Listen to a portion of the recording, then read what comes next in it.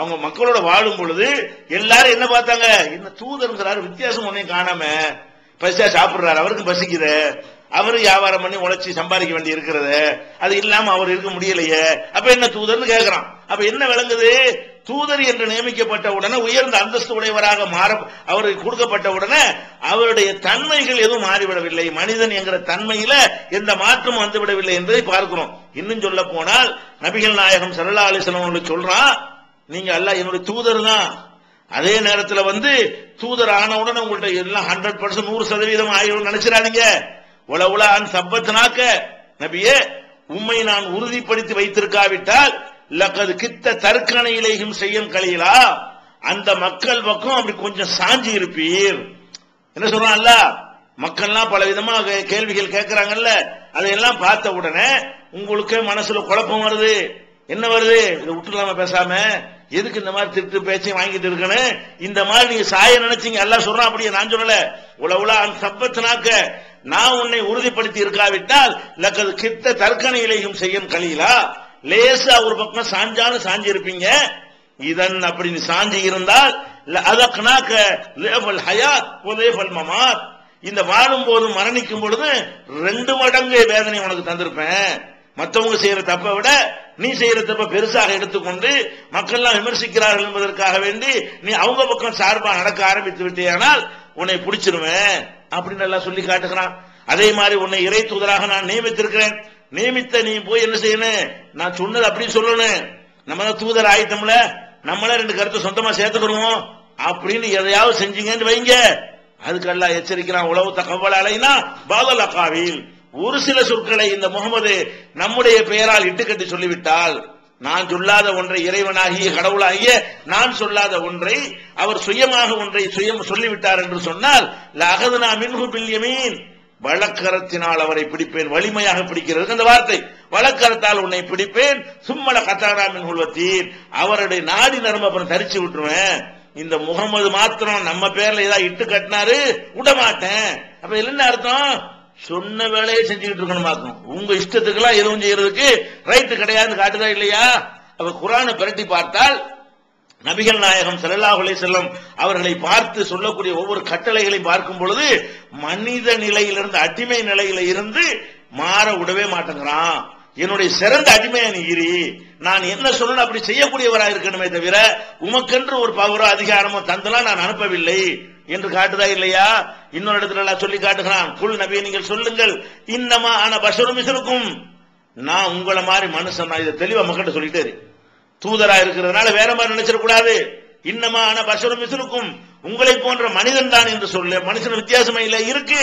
யுஹா இலைய, எனக்கு அவனிடமிருந்து வஹி என்ற இறை செய்தி வருகிறது, அதுலதான் வேறுபடுறேனே தவிர மற்றபடி நீனும் மனுஷன் தான் நானும் மனுஷன் தான் என்று மக்கள்கிட்ட போய் சொல்லு. அப்ப நபிகள் நாயகம் ஸல்லல்லாஹு அலைஹி வஸல்லம் இந்த மாதிரி வச்சா அப்புறம் வேற யாரு மனித எல்லையை தாண்டி போக முடியும்?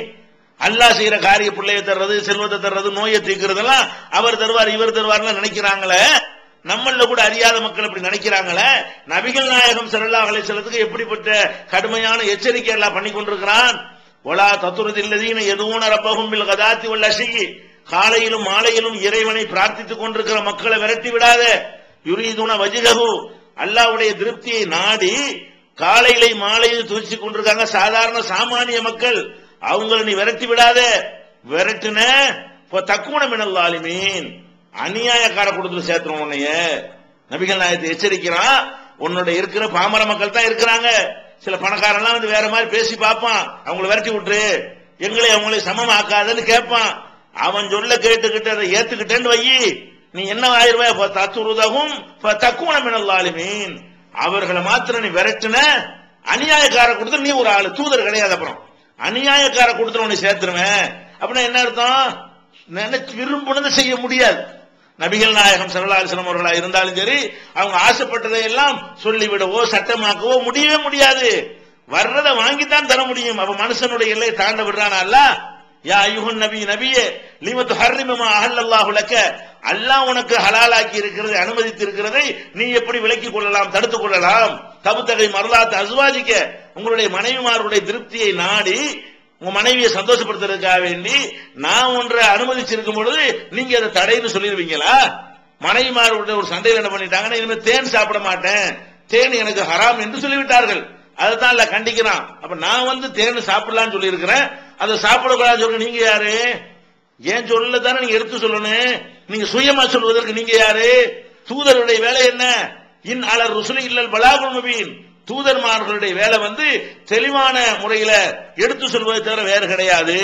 கையில மடியில போட்டு சொல்றது தூதர்களுடைய வேலை கிடையாதுன்னு அல்லாஹ் எச்சரிக்கை பண்ற காட்சியை பார்க்கிறோம். ஒரு சின்ன ஒரு விஷயத்தை ஹராம்னு சொன்ன காரணத்துக்காக வேண்டி அவனுடைய ரைட், அல்லாஹ்வுடைய ரைட் தான் அதை பார்க்கறாங்க தவிர நபிகள் நாயகம் ஸல்லல்லாஹு அலைஹி வஸல்லம் அவங்கள பார்க்கல.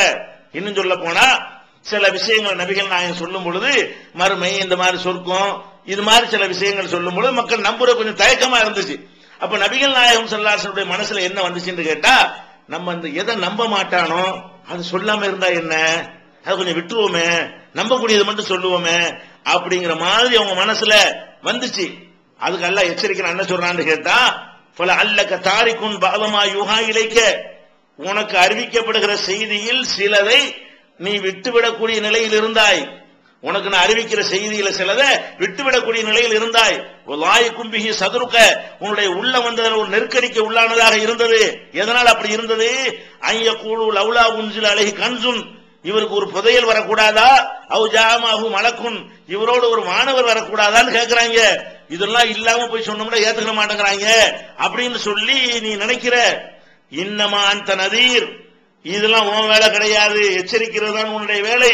வல்லாஹு அலா குல்லி ஷைஇன் வக்கீல், அல்லாஹ் தான் அனைத்துக்குமே பொறுப்பாளனாக இருக்கிறான், நீ எதுக்கும் பொறுப்பாளர் கிடையாது என்று திருமறை குர்ஆன் நெடுகிலும் ஒன்று இரண்டு எடுத்து காட்டுகிறோம். குர்ஆனை முழுசும் நீங்கள் புரட்டி பார்த்தால் ஒட்டுமொத்த சாராம்சமே என்ன? இதான், மனுஷன் வேற அல்லாஹ் வேற. மனிதன் வந்து ஒரு காலத்திலையும் கடவுளோ கடவுள் தன்மையோ பெற முடியாது. கடவுள் தன்மை விட்டுருங்க, மனுஷங்கிற தன்மையை தாண்டி எவ்வளவு படித்தரங்கள்லாம் இருக்கு. ஜின்னுங்கிற படித்தரம் இருக்கு, மலக்குங்கிற படித்தரம் இருக்குது. அதெல்லாம் மனிதனோட அதிகமான சக்தி உள்ளவை. அதுக்கு கூட நீங்க போக இயலாது என்பதுதான் இஸ்லாத்துடைய தெளிவான ஒரு மெசேஜாக இருக்கிறது. நபிகள் நாயகம் ஸல்லல்லாஹு அலைஹி வஸல்லம் அவங்களுடைய வரலாற்றை புரட்டி பாருங்க. அவங்களுடைய ஸ்டார்டிங்கே எப்படி ஆரம்பிக்கிறாங்க?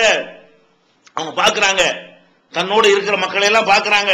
ஒரு சாரார் என்ன பண்றாங்க, ஈசா நபிய அவங்க வந்து அல்லாஹ்வுடைய குமாரர் என்று சொல்ற அளவுக்கு எல்லை மீறி புகழ்ந்து கொண்டிருக்கிறார்கள். அது மாதிரி நம்மளை புகழக்கூடாது என்பதற்காக நபிகள் நாயகம் ஸல்லல்லாஹு அலைஹி வஸல்லம் சொன்னார்கள், லா துத்ருனி கமா அத்ரத்தின் நசாரா ஈஸா இப்னு மரியம், மரியமுடைய மகன் ஈசாவை நசாராக்கள் வரம்பு மீறி புகழ்ந்தது போல நீங்க வரம்பு மீறி விடாதீர்கள். இன்னமான அபுதுஹு, நான் உன்னுடைய அடிமைதான். ரசூலுல்லாஹ் என்ன சொல்றாங்க, நீங்க என்னை வந்து வேற மாதிரி இடத்துல வச்சு விடாதீங்க. இப்போ இன்னமான அபுதுஹு, நான் அவனுடைய அடியாராக இருக்கிறேன். கூலு அப்துல்லாஹி வ ரசூலுஹு, என்னை பற்றி பேசுவதாக இருந்தால் அல்லாஹ்வுடைய அடிமை என்று சொல்லுங்கள், அல்லாஹ்வுடைய தூதர் என்று சொல்லுங்கள். அப்ப அல்லாஹ்வுடைய அடிமை தூதர்ங்கிற ஒரு நிலையை தாண்டி எனக்கு வேற ஒரு நிலை கிடையாது என்று நபிகள் நாயகம் ஸல்லல்லாஹு அலைஹி வஸல்லம் அவர்களும் தெள்ளத் தெளிவாக இறுதியில மக்களுக்கு எச்சரிக்கை செய்கிறார்கள். அவங்களுடைய பிரச்சாரத்தினுடைய துவக்கத்தில் இந்த மெசேஜ் வைத்து விடுகிறார்கள். என்ன வைக்கிறாங்க, மகளை கூப்பிடுறாங்க, நெருங்கிய சொந்தக்காரங்களுக்கு எச்சரிக்கை பண்ணு, அன்சிர் அஷீரத்தக்கல் அக்ரபீன், நெருங்கிய சொந்தக்காரங்களுக்கு எச்சரிக்கை பண்ணு என்று அல்லாஹ் சொன்ன உடனே ஃபாத்திமா ரலியல்லாஹு அன்ஹா கூப்பிடுறாங்க, மாமி சபியாவை கூப்பிடுறாங்க, அப்பாஸை கூப்பிடுறாங்க, எல்லா சொந்தக்காரங்களையும் கூப்பிட்டு என்ன செய்யறாங்க, ஒரு இடத்துல கூட்டி வைத்துக் கொண்டு பிரச்சாரம் பண்றாங்க. கூப்பிட்டு சொல்றாங்க, யா ஃபாத்திமா, ஃபாத்திமாவே, முகமதுடைய மகள் ஃபாத்திமாவே, சபியாவே, சலும் இம்மாலி மாசியத்தும், என்னுடைய சொத்துக்கள்ல எதை வேண்டாலும் கேளுங்கள். இந்த சொல்லுவது பெரிய பணக்காரா இருந்தாங்க. ரசூல் ஸல்லல்லாஹு அலைஹி வஸல்லம் அவர்கள் இறை தூதர் என்று சொல்லக்கூடிய அந்த 40வது வயசுல எல்லாம் பெரிய அந்த ஊர்ல பெரிய பணக்காரரா இருந்தார்கள். அதனால என்ன சொன்னாங்க, சலூனி மிம்மாலி மாசியத்தும், என்னுடைய செல்வத்தில் எதை வேண்டுமானாலும் கேளுங்கள். ஏன், செல்வம் என்னுடையது, நான் உங்களுக்கு தருவேன். லா